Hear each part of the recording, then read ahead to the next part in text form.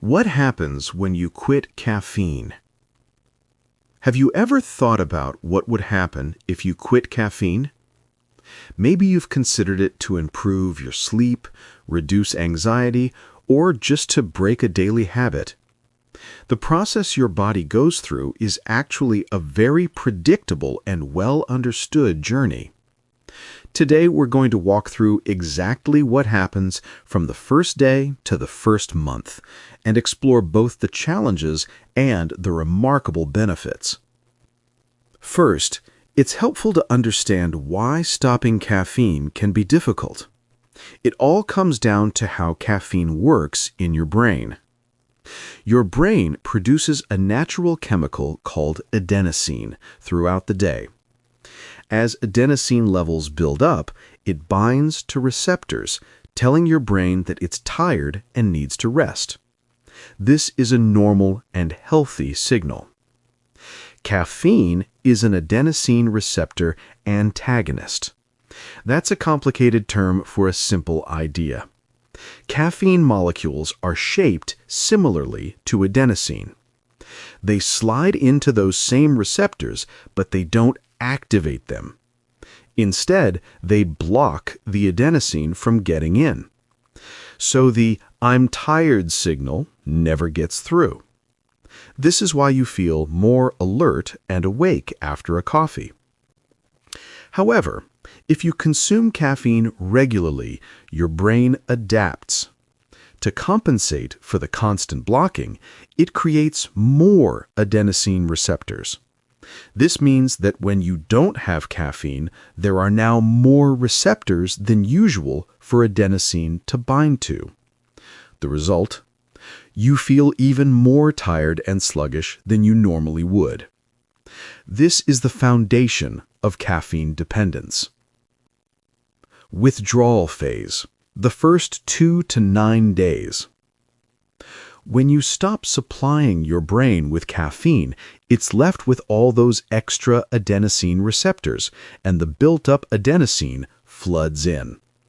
This triggers a set of symptoms we call caffeine withdrawal. This phase typically begins 12 to 24 hours after your last dose and can last up to 9 days, peaking around day 2. Let's break down the most common symptoms. Headaches. A throbbing, widespread headache. It's caused by adenosine affecting your brain's blood vessels, causing them to dilate and trigger pain. Fatigue and drowsiness. This is the most direct effect. With all those extra adenosine receptors, your brain's sleepy signals are in overdrive. You may feel a profound lack of energy and a strong desire to nap. Brain fog and difficulty concentrating. Without caffeine's stimulant effect and with intensified sleep pressure, your ability to focus and think clearly takes a hit. You might feel irritable or low in mood. Other physical symptoms. Some people experience nausea, muscle aches, or even mild flu-like symptoms. This is the most challenging part of the process, but it's temporary and it's a clear sign your brain is beginning to reset itself. Rebalancing and benefit phase, week 2 and beyond. Once you push through the initial withdrawal, your brain starts to adapt again. It recognizes that the extra adenosine receptors are no longer needed, and it begins to prune them back to normal. This is when the benefits start to shine. Improved sleep quality. Without caffeine blocking adenosine, your sleep-wake cycle restores itself. People report falling asleep faster, sleeping deeper, and waking up refreshed. More stable energy. No more caffeine highs and crashes. Your energy becomes steady and natural. Reduced anxiety. Caffeine is a stimulant.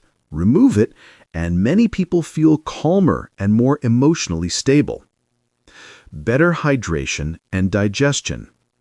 digestion can become more regular without acidic, stimulating coffee. Financial and psychological freedom. No more needing caffeine to feel normal. And yes, your wallet notices too. How to quit successfully. Knowing the benefits is great, but how do you actually get through the first week? Going cold turkey is an option, but it's the hardest. A gentler approach is tapering. The tapering method. Gradually reduce your intake over 1 to 3 weeks. If you drink coffee, mix regular with decaf, increasing the decaf ratio daily. If you drink soda, switch to half-caffeinated versions or reduce by 1 can per day. This method dramatically softens withdrawal. Stay hydrated. Drink plenty of water. Dehydration makes headaches worse. Listen to your body. If you're tired, rest.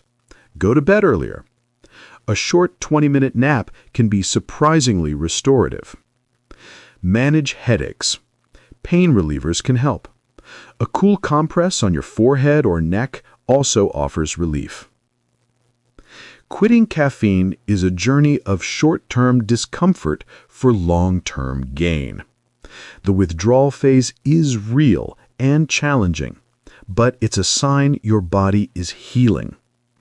On the other side is better sleep, stable energy, less anxiety, and a renewed sense of balance. If you've quit caffeine before, share your experience in the comments. What was the hardest part? What was the best benefit you noticed? For more tips on living a healthier, more energized life, check out our other videos. Thanks for watching.